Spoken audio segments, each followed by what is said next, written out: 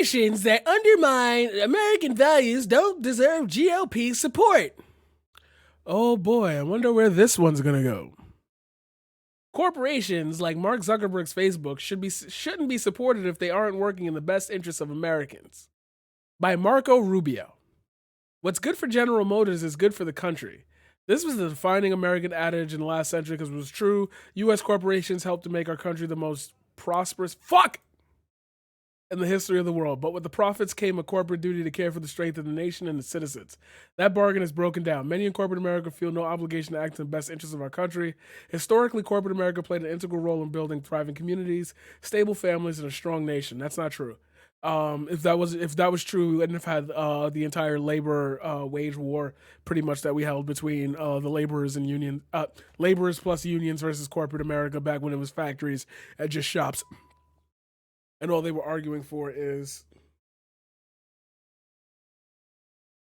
what?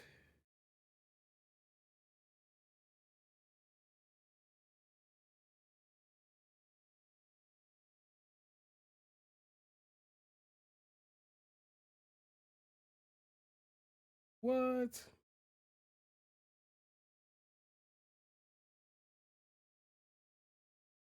Anyway, I don't know what's going on there.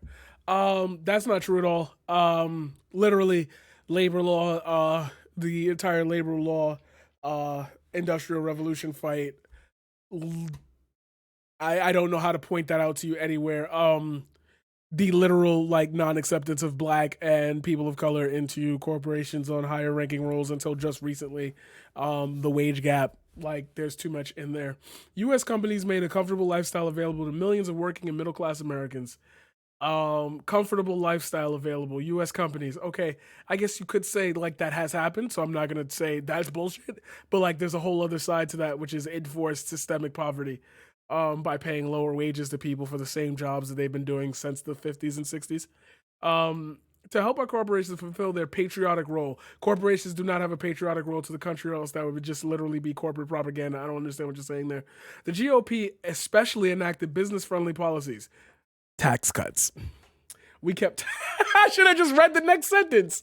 We kept tax rates low, slashed red tape where appropriate, and limited the reach of labor unions. Ooh, that last one is a little off there, brother. But somewhere along the line, corporations began prioritizing short-term financial windfalls and ruthless offshoring. That's you. That's you. That's the capitalism. That's America. What are you criticizing?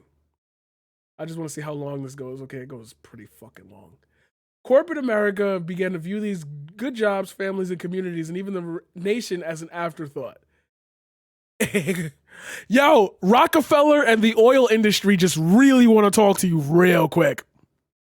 American workers of all backgrounds suffered as a result. Corporate greed annihilated an entire way of life. I can't argue with that. Then a culture shift followed.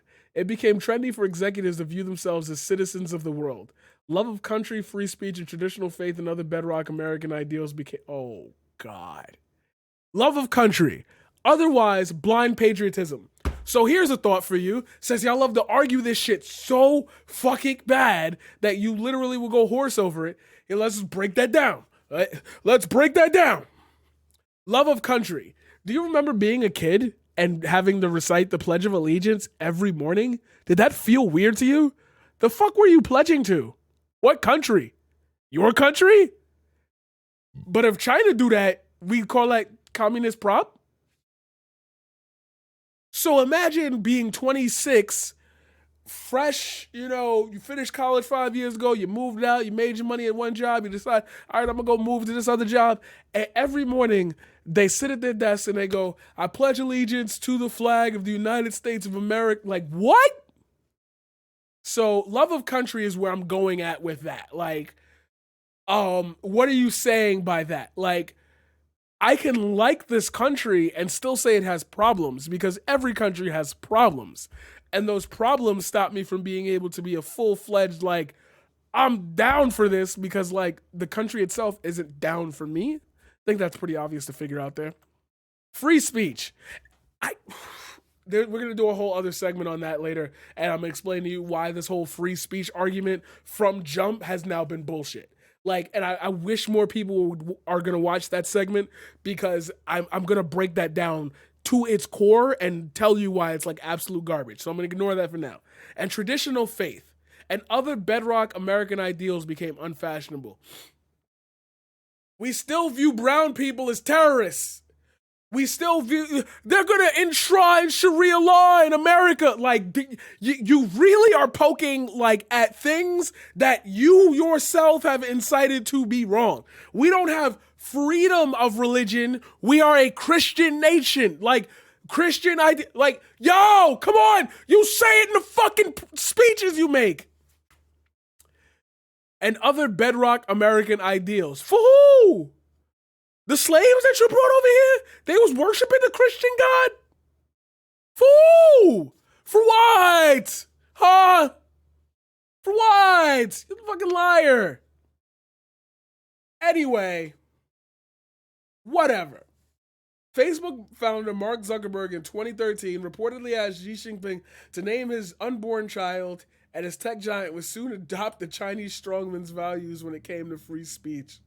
Today, corporate America routinely flexes its power to humiliate politicians if they dare support tradition values at all. What are you talking about?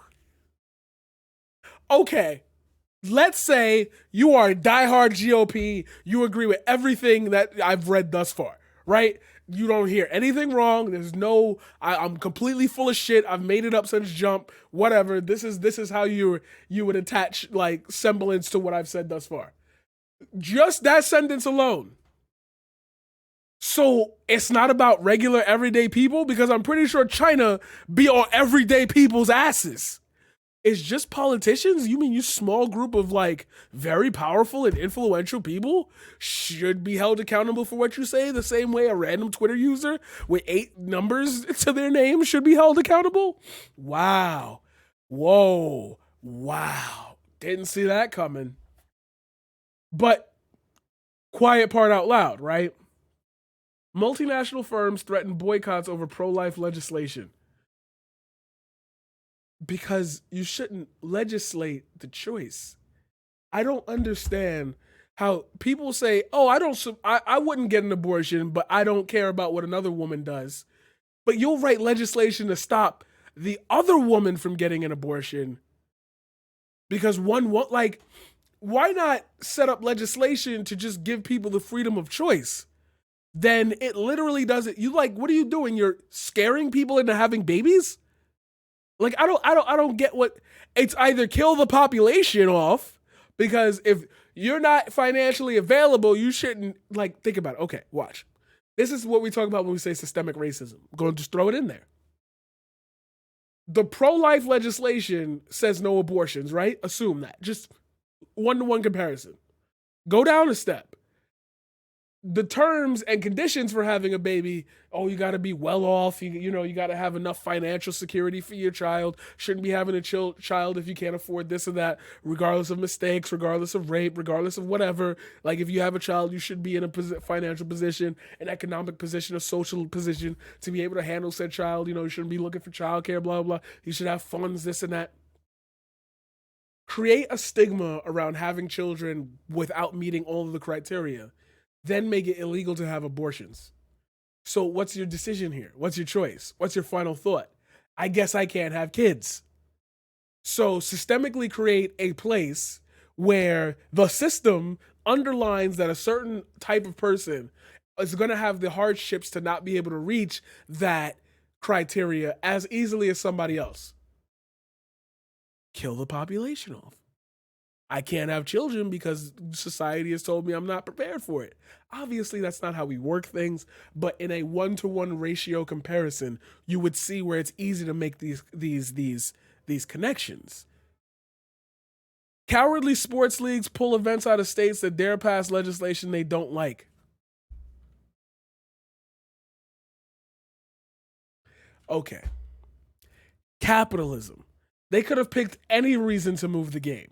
They literally don't have to give you a reason. The same way we were supposed to have WrestleMania in one place and then we had it in another place. Like, we don't have to. Corporations aren't bound to like not give a shit.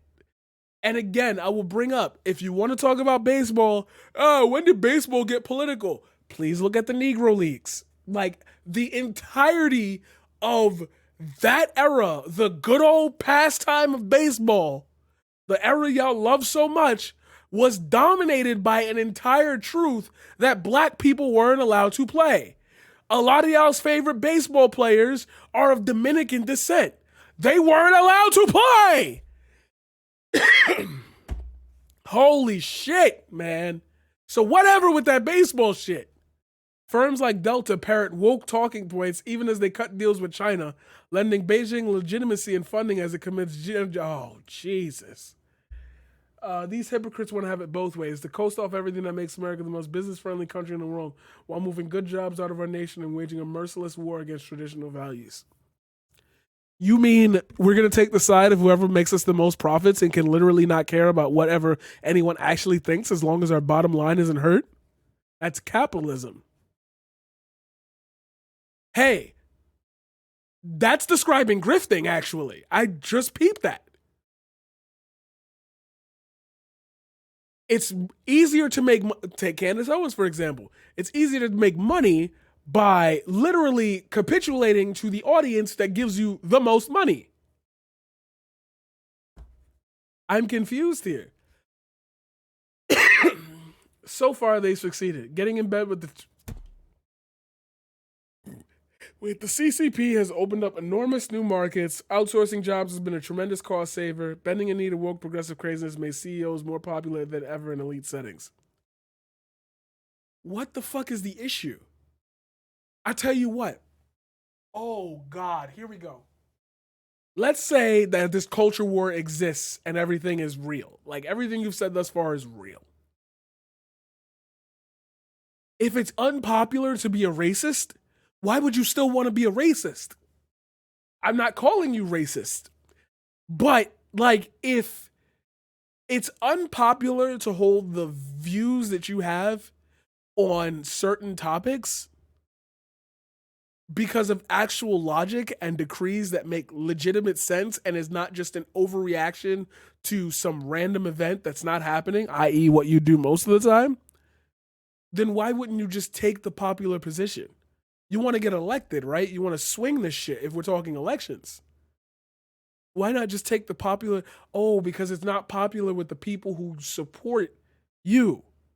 So you're just dwindling in the minority. The same way the thoughts that maybe I had when I was 8 years old were unpopular with the majority of Americans. And over time it shifted. I don't get why you think it's a culture war and not just a progression of society. Because again, and I will repeat this, when the earth starts getting closer to the sun, none of this will fucking matter. Therefore, why not just take the popular position? Maybe because there's an inherent reason you know that the popular position might be correct, but it'll come off as virtue signaling or capitulating to the woke mob instead of, yeah, it would make sense to help out my constituents rather than make up some random culture war nonsense. Oh, you don't want to do that either. Okay. But increasingly the bill is coming due. We've heard that before with the fucking taxes and, oh, we're borrowing money in the national debt. So that I felt that coming. More politicians are realizing what I understand. As our corporate leaders care less about and less about the strength of our nation, the policy advice they give lawmakers does less and less sense for our country. They're talking about lobbying. Holy shit, you're just throwing that out there. This is not something that should have been published. There's way too many pieces in this shit that can be broken apart. I wouldn't have let him publish this. Cutting corporate taxes and especially investment taxes makes sense if U.S. companies are going to invest in American industry.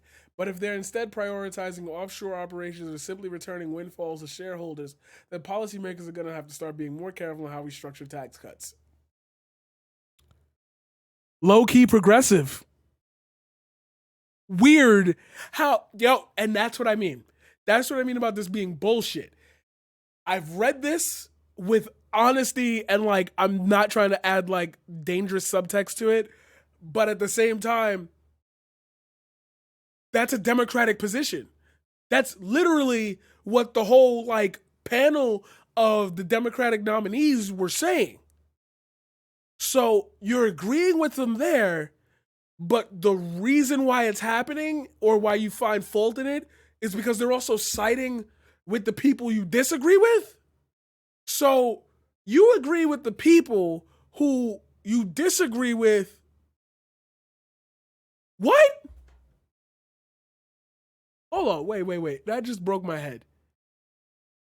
You're making the Democratic point as a punishment for them being on the side of the Democrats. I feel like there's a step there was an unnecessary step in what I just said that you could have skipped over. Um and taking yeah, we read this already. Taking aggressive employer friendly labor laws make sense in a world where corporate CEOs feel an obligation to their fellow countrymen and workers. But the logic of resisting labor representation on behalf of corporate management falls apart. An American worker is no different to the corporation than any other output. I don't think you understand how corporations work. Taking aggressive positions on woke cultures, the terror on national might seem like an easy way to avoid boycotts from activists, but those of us charged with keeping America strong recognize that these positions are the greatest threat to our long-term viability.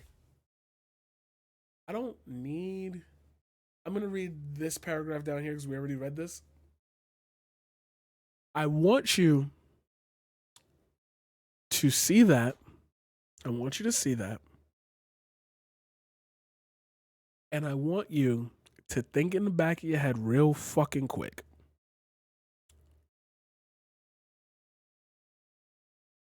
Might seem like an easy way to avoid boycotts from activists.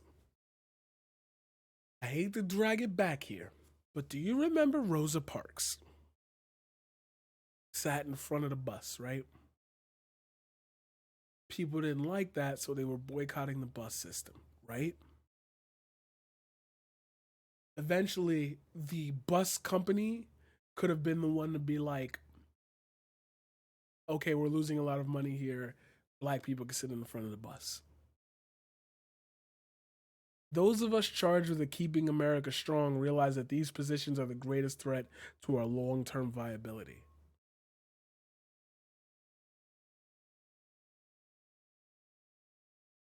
But what is it that the woke mob is asking for?